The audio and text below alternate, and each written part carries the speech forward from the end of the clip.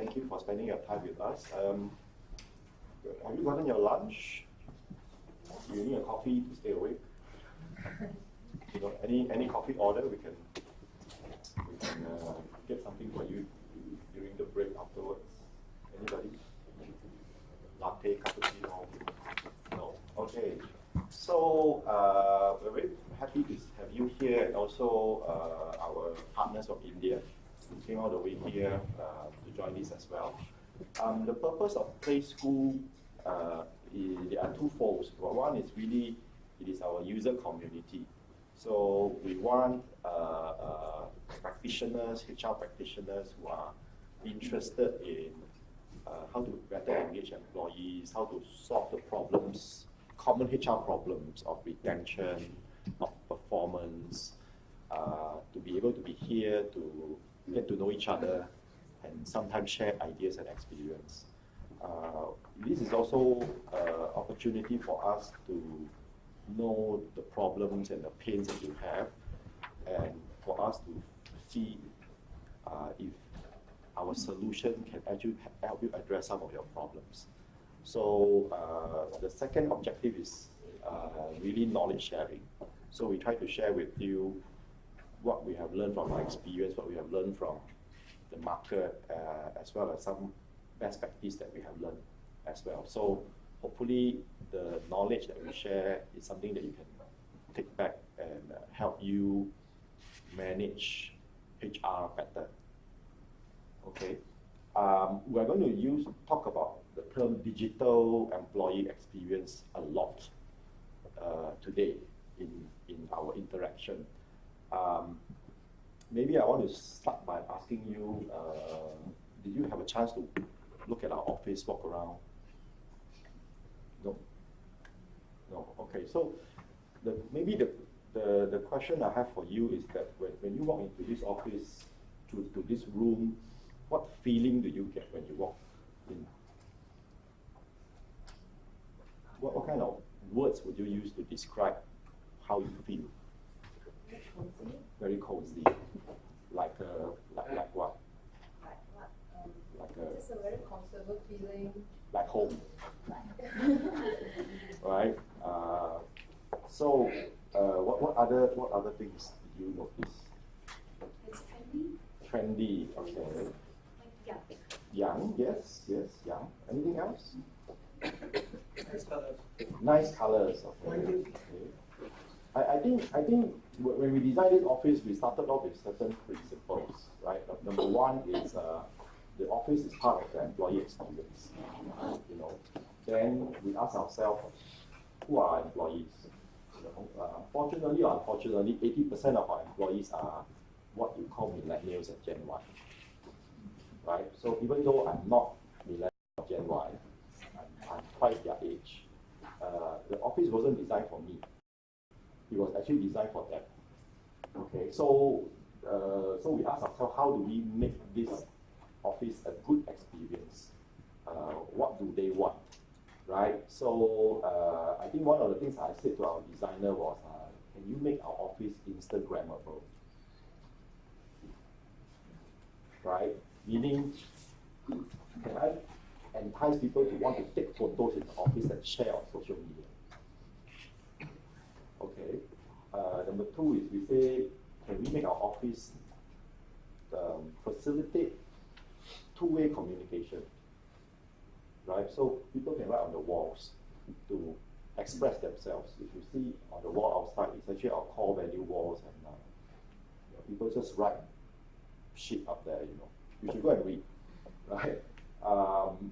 So because what you see reflects our culture. I think one is fun. You know, second thing is we try to be as open as transparent as possible. The third thing is really, like I said, to a certain extent, we're learning something from Silicon Valley, where we design an office that entice people not to go home because this is more fun at home, right?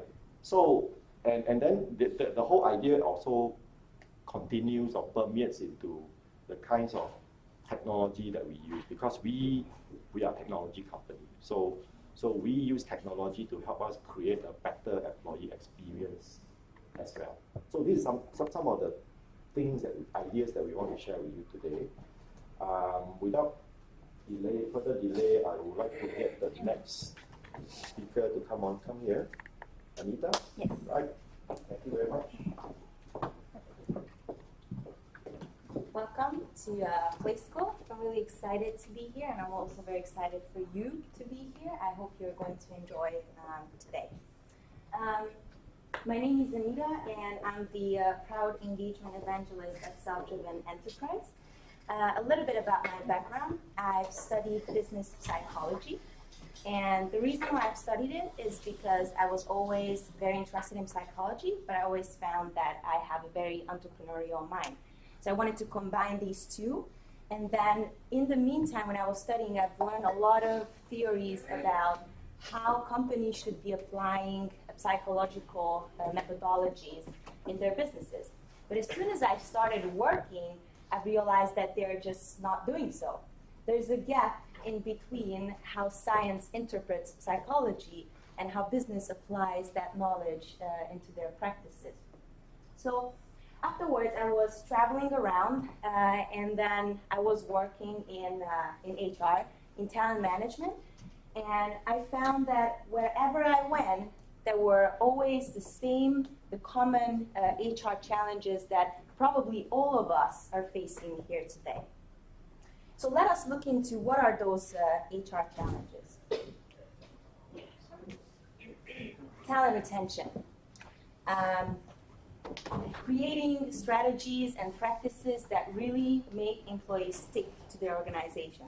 Let me ask you, how many of you have challenges with retaining top talent? Okay. So the next one would be,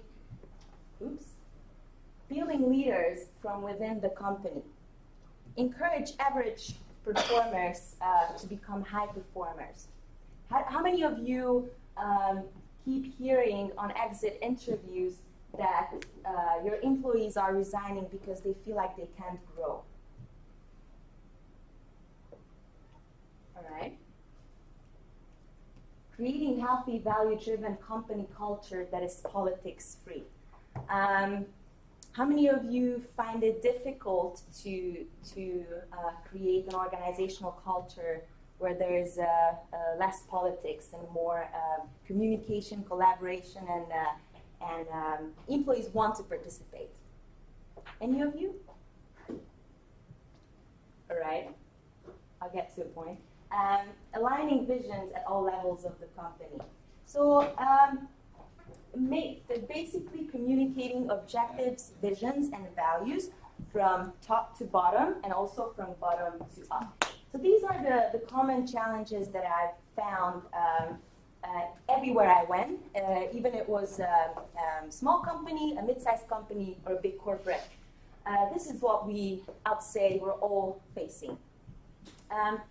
What I realized is that these challenges can be traced back to the so-called low employee engagement. Let us look into the statistics. So Gallup has done research with 142 countries and asked over 230,000 employees about their engagement levels. So if I would have to say what is engaged, not engaged, and actively disengaged, I would say, when I ask people, so how was your day? They'd say, oh, it's good, it's great. I mean, I feel like I'm learning, I feel like I'm developing, I love what I do. How about not engaged? So how was your day? All right, it was okay. Actively disengaged? I can't do this. I don't like my job, I can't grow, I just find it difficult to align my visions with the organizational visions. So it is surprising that in the world, there are only 13% of employees surveyed by Gallup are engaged. What is more disturbing is that in Southeast Asia, and more specifically in Malaysia, there are the highest proportion of employees not engaged in the world, which is 81%. So if I look at the slide, I'm asking myself, so what is employee engagement exactly? So employee engagement is the emotional commitment that employees have to the organization and to the organization's objectives. So it has actually three components. Employees are engaged when they are intellectually, emotionally, and behaviorally engaged. So for example, I understand how my contribution matters. I understand how my contribution brings the business where it wants to be. I align my personal objectives with the business objectives. When I come to the office, I feel valued, appreciated, and safe. I love working with my colleagues. We're a family. That's what makes me get up in the morning every single day. And why is that? Why is this so important that people are intellectually and emotionally engaged? So engagement drives the bottom line. The employees who are engaged and who belong to this part, they are less likely to leave, and they have more innovative ideas by 59%. They also positively contribute to the businesses in terms of revenue growth, the annual net profit. They're also prone to be more productive, and they're also more prone to make their customers advocates of their brands. So we have found that the digital workplace is a solution that we believe that can solve the challenges that we have discussed in the beginning. So the digital workplace, despite the name, isn't only about technology, but rather how we use technology to achieve our end goals, to have new and more effective ways of working, to really make that technology, to really make people use that technology. How do we create those structures in our companies? How do we create that organization that becomes more consumer-oriented and more, we treat employees more like our customers? So the digital workplace has three components.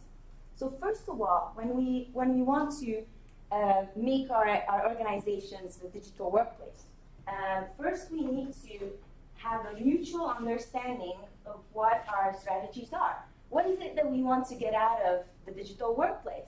So for example, we want to have lower turnover rate, or we want to have, we want to keep 80% of our high performers. After that, we need to make sure as well that our organizational culture is really giving space to the technology we're using in this triangle. So what we did was, let me introduce you to our case study, which is Netium. And let me tell you a little bit about the relationship between SelfDrvn and Netium. So Netium was established in 2009, and it is one of the IT companies that was facing the same HR challenges. And what they did was, first of all, they created a rewarding system for employees to help them become more engaged. And actually, that reward system is the beginning of SelfDrvn, or what we call SelfDrvn today.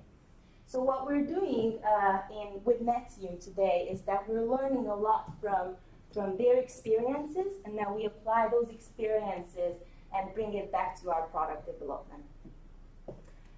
So in Netium, the way we apply the ideology of digital workplace is we kind of trying to shift our mindset from traditional HR practices to employee experience. So employee experience is that when we said that we want to treat employees like our customers. So would you agree that traditional HR practices are like, for example, they mainly communicate top down, or for example, they work in silos, or they're more like process driven, or for example, they have this one-size-fits-all standardization. And don't get me wrong, traditional HR practices, their strategies need to be efficient and accurate. So these are all very important. However, what we're trying to do is that we're shifting our mindset towards a more two-way communication strategy. Or, for example, analyzing employee data, asking them what they want, and then acting on that data. We're becoming more employee-centric and goal-driven. Instead of, together with annual reviews, we're building strategies and using technology to provide with real-time feedback. And in order for us to apply the employee experience mindset, we needed to create a new structure in our HR, and we called it employee experience. So we decided that we bring the so-called people and culture department under the employee experience umbrella. It is really not about where these departments are under employee experience. We are all striving to become more employee-centric. What makes us different is probably our accountabilities. So, as I said, for HR operations, they're more accountable. They're more accountable for being efficient and accurate. For people and culture, our accountabilities are communication and engagement. But that doesn't mean that, for example, we're not accountable for efficiency, or HR ops wouldn't be accountable for communication. So we're working together to create a more consumer-like or consumerized employee experience. Yes, and the way we use our technology, so if we go back to our digital workplace components, so we defined our strategy net zero, which was actually to have lower attrition rates, or to keep 80% of our high performers.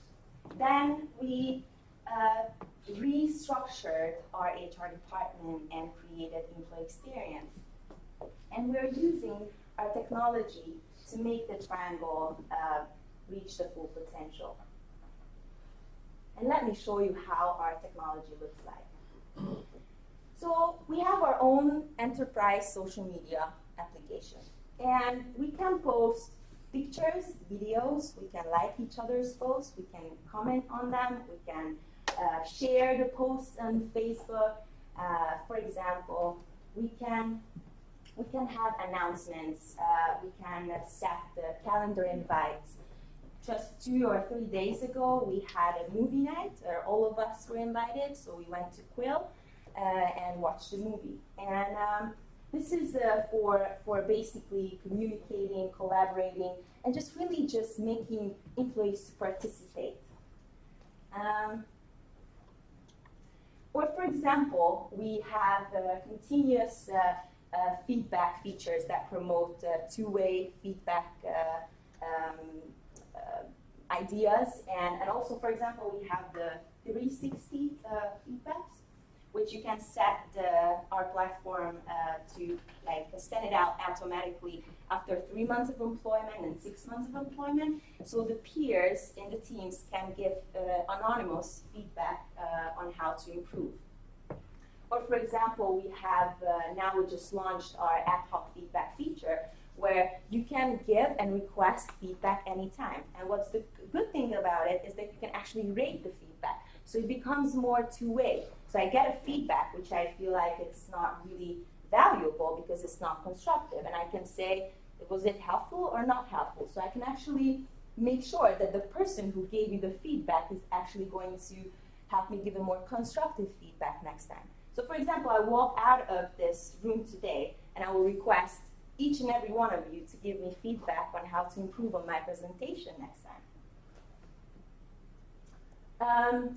And so yeah, so we also have recognition items in our technology. So for example, we give badges for certain achievements. So for example, my favorite is the Night Owl that we have.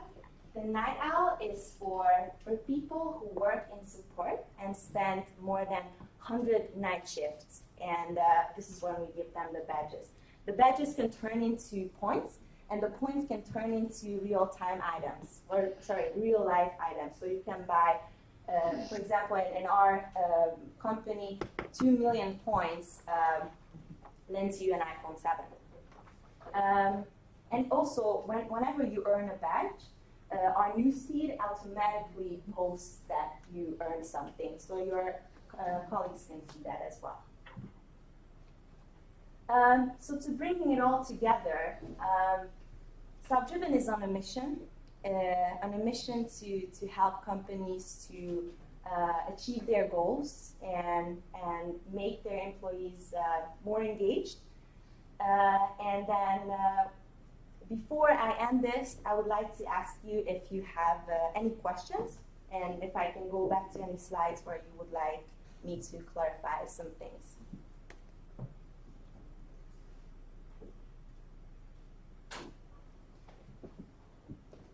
Let me hear you. What do you think? Any thoughts? Sorry, so I have a question. How does SelfDrvn help with sales and marketing? Is it externally to your clients or? Maybe let me help explain that. So there are two aspects to this. SelfDrvn could be used to help you motivate your salespeople to perform better, just like any other employee. Salespeople have their so-called KPIs, targets, or objectives.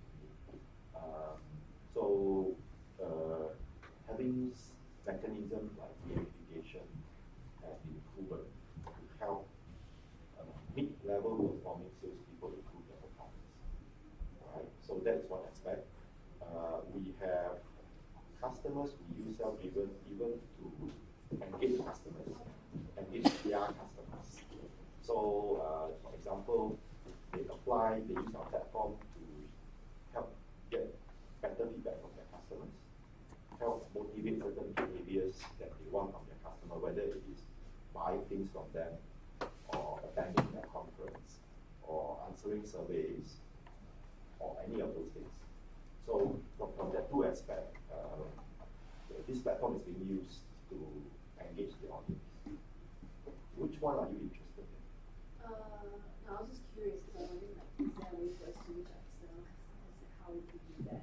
Yeah. Right. So yes, our platform has been used to reach even external audience. Right. We have actually our platform has been used in several conferences where we become the official conference app that the attendees actually download and use it to interact with the organizer, with the speakers, with the sponsors as well, right? So if I talk about that specific example, what happened was a lot of conferences have some kind of lucky draw in the end, right?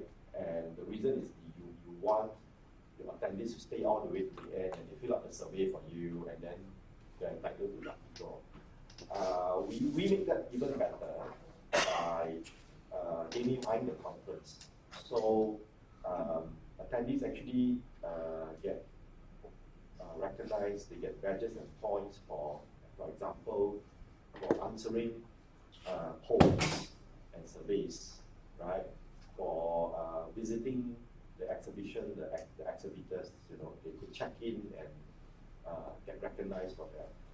For sharing the content of the conference out to social media, whether it's Twitter, LinkedIn, or Facebook.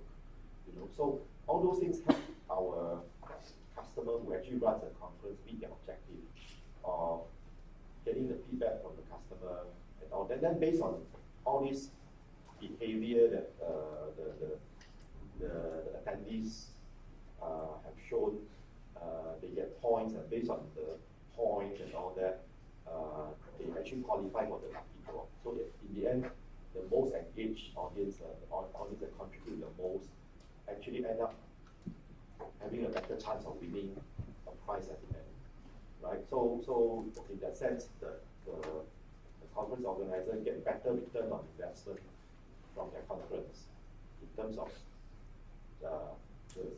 even the lucky draw prizes as well. Secondly, everything is electronic, so the agenda can be on the app itself. You know, filling up survey can be on the app itself, and so on and so forth. Thirdly, with an app, actually they could continue to engage their audience even after the conference. You know, so our customer actually have a program where they use the app to engage the attendees 1 month before they come to the conference and 2 months after. So it helps them as well as their sponsors achieve that some business objective as well of being able to contact the attendees and answer the attendees' questions and so on and so forth. Lead generation if you like. Okay. Any other questions? How many of you here are in HR itself? Okay. Yourself? And it's Sales, okay. service. Service.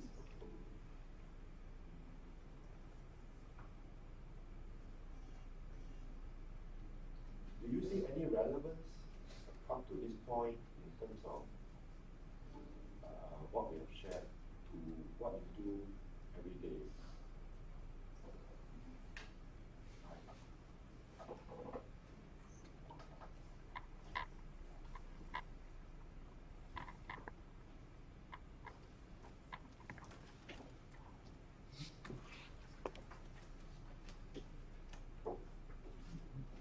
We let you digest this, and we'll have a Q&A session at the end.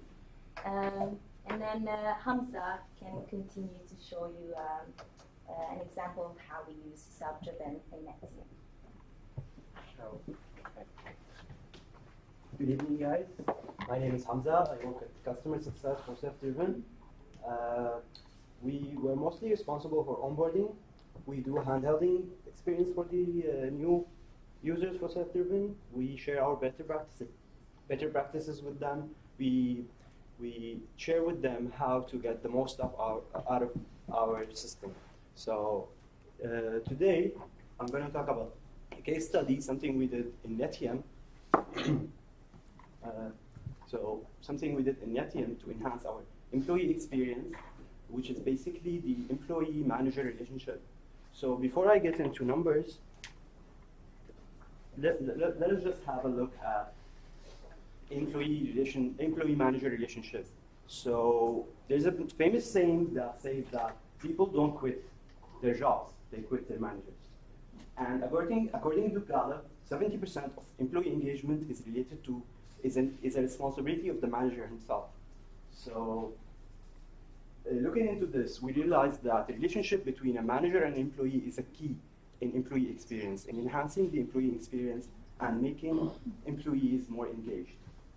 So moving on with this. I just want to say a bit more about it. I don't want you to take it negatively that people quit because of managers. Because my sense is maybe all of you are managers. But let me put it this way, right? Let me put it. I did this in a conference with 80 people sitting down there, you know, and a lot of people take it the wrong way. Let me put it this way, right? I think managers contribute to 70% of employee engagement. It can be plus 70% or negative 70%, right? People stay because of you as well. Let me look at two sides of the coin, right? There are people who are very loyal to their managers. If their managers resign, they follow their managers. It happens, right? Right? So let's look at two sides of the coin. The managers can contribute to plus 70% of employee engagement on the one extreme, or negative 70% on the other extreme. The question back to us is, how do we make it plus 70%? So we had an idea to, using our message in a bottle. Some of you are already familiar with the feature. It's an anonymous feedback tool that we use, where basically there's a question for you, and you log in, and there's the question, you key in your answer, and you go into the sea. You throw your message into the ocean, and then you see other people's answer, floating in the ocean. You click on each message and you see other people's answer, and you can rate it as like, I like this answer or I don't like this answer. So the question was, I wish my CEO knew. So for us to know what's the major concerns for our employees in the company, what are their major concerns, what their major, the major struggles for them every day. So asking this kind of question can collect behavioral data about how they feel about the company, how they feel about their environment. So yeah, and this was our inspiration. So a teacher was basically asking his students, like, I wish my teacher knew. And some of the answers were very good. Like, some of them shared stories about their families. Some of them shared stories about, like, sometimes they can't focus on their studies. So asking a good question can sometimes give you really good data. And that's what we're always trying to do. So for that question, for I wish my CEO knew, in 7 days, we collected around 10,000 interactions. Around 48% of our employees voluntarily was in that survey, and it only took them 5 minutes a day, and they did around 77 interactions per day, per person. So, moving on. So, according to our exit interview in NetTM, the major concern for employees leaving the company was career growth potential. But when we analyzed the data from I wish my CEO knew question, we realized that their major concern was management. So yeah, that's why after a while we posted a poll on SelfDrvn's feed asking them, like, in the past 30 days, how many times have you gone for a lunch with your manager? Because we believe that, like, engagement is a relationship. Like imagine your life partner, you go to him, like, or her, 2 or 1 time a year, asking, like, in a scale of 1 to 10, how do you rate me as a husband? Engagement shouldn't be this way. It shouldn't be a one-time survey, 1 year on one time a year survey asking employees, like, how do you feel about the company? It should be an ongoing relationship. Managers and employees should always try to work together to enhance their relationship. So we believe that having more lunches with the managers can enhance the relationship, can make the employee-manager relationship better, and actively engage the employees. So according to this, around 1/3 of our workforce didn't go with their managers for lunch in the past 30 days. So analyzing the answers we got, most of our employees were, like, majority of them preferred to go more often for lunches with their managers, provided they don't talk about work during the lunch itself. So let me just give you a bit more background of why do we ask this question, right? I think that employee relationship is no different from any other human relationship. Do you agree? Do you agree? Right? So you know, but if I were to look at how companies manage their employee relationship and I apply it in real life, it will sound like something like what you just said. You know, like imagine your husband or your wife come to you on Valentine's Day every year, once a year, and by sending you a survey on a scale of 1 to 10. How good am I as a husband? And you judge your entire relationship based on that one question that you ask every year, right? Does that sound right to you? Does that sound like a good way for you to manage your husband and wife relationship? Or do you judge how much your husband loves you based on what he buys you on Valentine's Day? For example, right?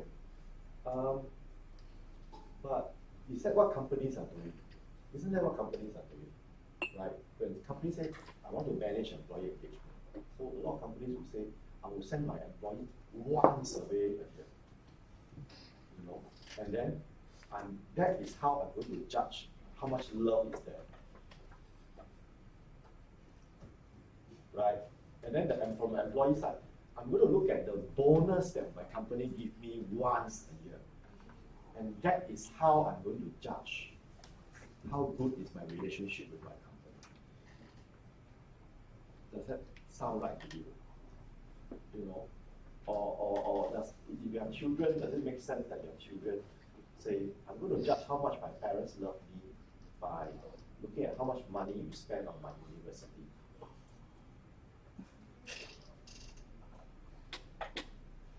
Right? So what do you think good relationship is based on? What do you think in general, right?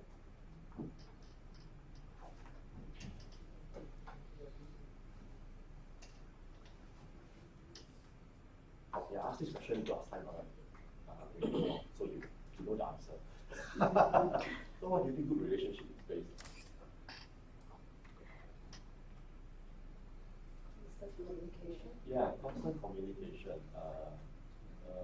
What kind of communication? Eating lunch together. I think it's two-way communication per se, right? Rather than I net you all the time and you read the newspaper. You know, that's not communication. So when we say communication, we mean that I ask questions to find out how you are, you answer me, I listen, and then if I think I should take action, I take action. That kind of communication, right? So it is two-way communication with maybe action in the end. Right. So what we're trying to do is to say that if I were to apply the same thing I learned from human relationship, right? If I am staying in the same city as my parents, if I apply, forget about technology, forget about all these things you're saying, just look at us as human beings. If I live in the same city as my parents, if I don't eat lunch or dinner with my parents in 30 days, what does that mean? What message are you sending to the other side? If you don't eat lunch or dinner with your husband or wife in 30 days, if you don't eat lunch or dinner with your children in 30 days, so what message are you sending out there? There's no appreciation. Yeah, you don't care. Correct? Correct? So, but then you take the situation back to work, you know, you have people who work with you at least 8 hours a day, 5 days a week. You see them every day, and if you don't have lunch with them for 30 days, what does that mean? Huh?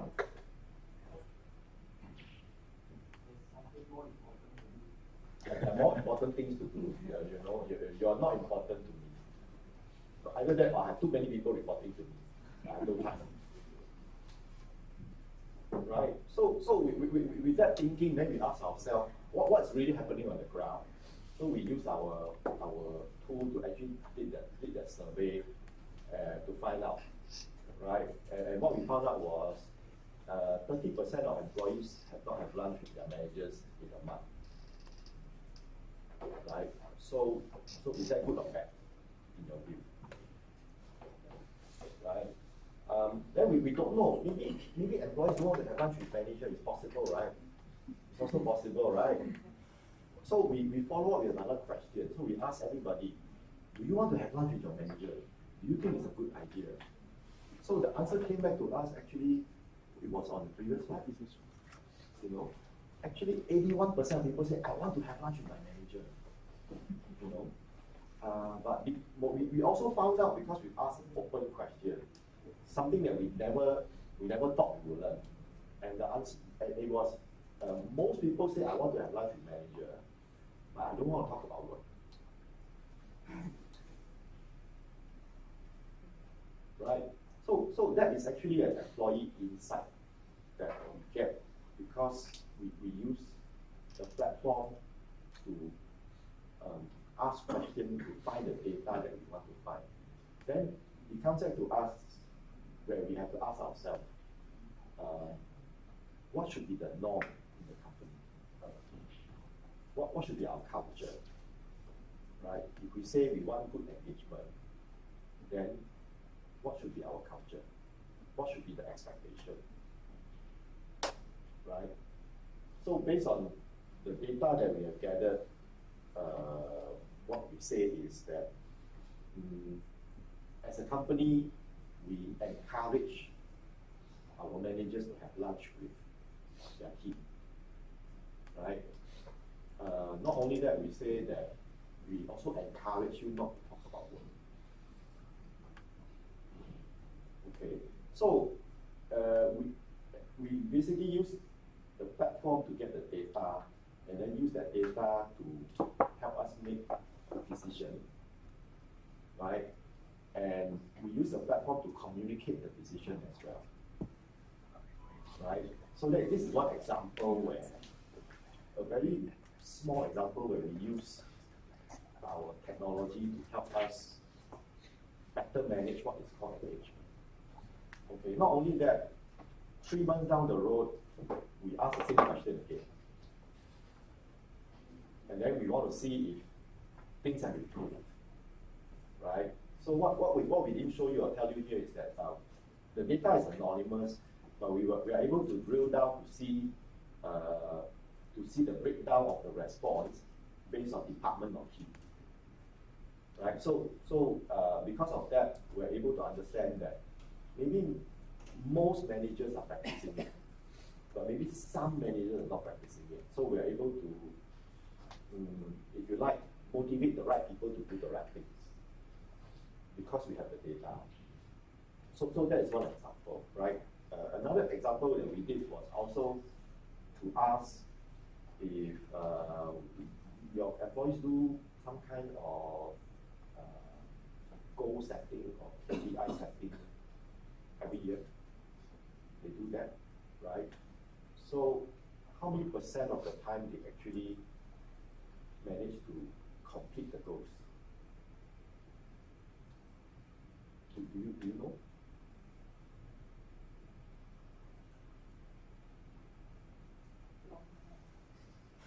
Yeah. So what we know from our study is that 90% of people abandon their New Year resolution by February, right? And 80% of people were not able to meet their so-called personal development goals based on research or survey that was done out there, right? So at least in our case, the way we want to solve the problem is that we ask our manager to set short-term goals, right? Rather than telling people you have 365 days to do this, we say, why don't you try to do this in 30 days, 60 days, or 90 days? Right? So we train our manager to do that. We need a tool to do that. Next, we want to find out, did they actually do it? So we again did another poll. We asked everybody, did you have a certain short-term goal set with your manager? So from there, we're able to know if when we have when we want a certain behavior, whether the actual behavior happened. Then as a company, we're able to make decisions on what we need to do next as a result. So in the end, our performance management becomes more effective as a result. So is this a good example that is relevant to you? Okay. Okay, next I'm going to talk about echoing what MC just said. We're going to talk about the care cycle, our data to engagement process. It's basically echoes what the examples were just saying. A platform helps us collect behavioral data, collect relevant data about employees' behavior and the way of thinking. We try to analyze that data using our tools to know what to do with it. So acting upon the data is the most important part. This is where we, for example, ask the managers to go and have more lunches with their team, and we actually allocated an extra team budget specifically for team lunches. And then we talk about the actions we took on the platform itself, on the feed, so everybody will know that according to what you said to us, we went and did this and this to help you become more happy in the company itself. And that will create waves that the next time anybody asks any question on the platform itself, somebody will go and feel like the trust in action, and they will give you more accurate and more relevant data to what they feel about the company. So to sum it up, in a nutshell, SelfDrvn is a digital engagement platform, a digital, scalable, real-time, anonymous feedback, personalized experience. Engagement is where our better outcomes, where our trials to make the employee experience better, and the platform is where we try to gamify everything. We try to make it we try to engage our audience with it with a personalized tool. So, thank you. Any questions? Anybody has any questions about the example I just shared? Right, I'll just leave you with our business analyst, Fernando and Sari, to share about what we at SelfDrvn are doing. Hi everyone, I'm Fernando. Maybe the first time that you see me, I just went the team, beautiful team in the back. So I'm going to talk a bit about SelfDrvn, a little bit of history, and I promise I'm not going to take a lot of time. So SelfDrvn started at 2015, as shown previously. It started as a small, we have as the use case that we showed you previously in Anthill. We have this kind of problem that some people, we have a lot of hard time engaging the employees downstairs. Now we have like 100 and plus people, and these people go to work every day. They are just doing their work, and they just go home and do the same thing kind of thing every day. So we have these reward points called atas previously, and it works. You know, people are getting that they're doing the projects, they're doing their work every day. They want to get the points that they can accumulate and get some rewards. So as you see in the booklets that's provided to you, there's some of features that we have. So I'm going to show you the little timeline that we have since last year. So before March, this is where we have SelfDrvn is born. And then we were also a finalist at the IBM Watson Challenge. We are top 25 chosen.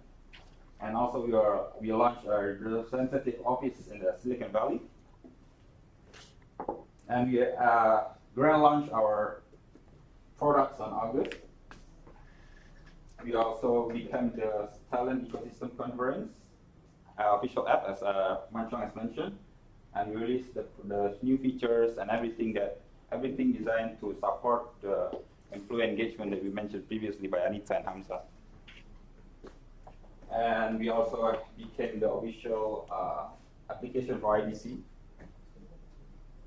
And we started our PlaySk00L last year, December, and this is our second time. So I'm just going to talk about that we built this SelfDrvn platform as a software as a service.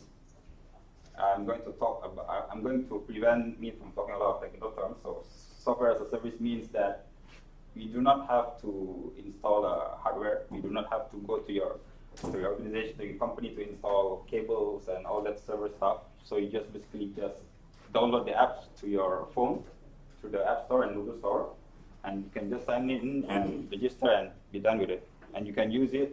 Everyone can use it in their office, in their home. So what we offer, we understand that our mission is not just, if people are not engaged in the application, they won't be engaged with each other. So we design everything from the ground up. From the load times, the icons and everything, we design everything to be easy to use, intuitive. So when you see the features in front of you, the badges, the ad hoc feedback, everything have its own colors and it's attractive, so people are more engaged to use it. You know, it promotes the behavior in building a high-performing workplace for everyone. So when they want to use this application, they will start to interact with each other more. They will update their profile. They will try to get their goals settled, and they try to give feedback to each another. And also, we also have something for customer engagement as well. We foster the engagement with your customer and your brand, like something that we have done for the IDC as well as TEC. So we gamify the whole experience with their customers to build the brands, and we want them to keep going to the events in the future conferences. And other than that, on the sales and marketing, I think someone have asked this question. We have SelfDrvn course designed for the ground up for Salesforce. So, well, your team or your employees getting their sales goals at the end of the year, we are building a plugin for the Salesforce that they connect to the SelfDrvn, so you can get the detail and you can give them points based on what they have performed in Salesforce. Okay. And lastly, the engagement suite. We have integration API, which means that you have an easy to configure application that can connect to your existing HRIS software, your HR software or CRM software, so you can talk, you can get the data from SelfDrvn and vice versa. Yeah, so that's it. This is the pictures of our team. So we might be small, but we have achieved something that we hope that you'll be using it. After this, we have a small recess, and we encourage you all to talk to Hamza, Anita, MC, and me if you have any questions and you want to talk about the features that you have seen in the booklet. Any questions?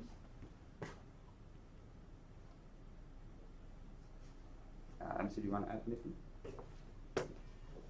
Just one question here, probably not into a very much technical thing. I'm from the sales background, and to introduce myself, I'm part of the Amco team here. You said it's all on cloud, right? So any limitations that it has in terms of customizations, or it's flexible and you can have a good percentage of customization as well? Well, other than the existing features and all that we have in the application right now, we have you can customize like the templates of the surveys. Okay. For example, if you have exit surveys, you have 360 surveys, whatever you have in the current organization, for example, if there is on part of our onboarding process, we will get this data from you. For example, we will have separate questions for surveys. Yes, we can customize this for you as well. So I think the answer to you is that we have a fairly comprehensive platform that could satisfy a lot of engagement needs. Like we currently rolling this out for a global organization in 4 countries. And after talking to them, we're able to meet 100% of their requirements with only configuration, no customization. Right? So there's a difference between customization and configuration. It's the same software for everybody, but we just change the parameters. Right? So in that sense, I think we are at least 90% there. Right? I think the typical customization that people ask for tends to be reports. Right. So what we do is we have a back-end additional module that provides a bit so-called business intelligence dashboard where our users could drag and drop columns and create their own graphs and reports. Yeah. So as much as possible, we want to provide a standard seamless experience for all our customers. However, I think there will be cases where if there is a good product suggestion from our customer, and if it makes sense for them, we will include it into a feature release. So every 3 months we are rolling out a new release. So something new could come out as soon as 3 months. Yeah, it will be something that makes sense to us as a part of the product. So I think it's a highly configurable thing. Yes, which is very good. We can maybe show you afterwards, after the recess, a little bit about what happens at the back. So you get a sense of what is configurable. Right? Thank you. Okay. Anyone else?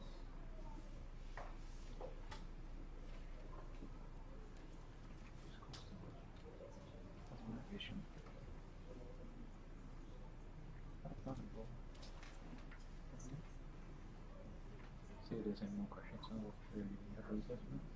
Why don't we? yeah. There's no further questions. We'll have a short break outside. You can network with one another. Right, you join. For those who want extra Java special coffee, we'll show you the way. I'm going to play finally.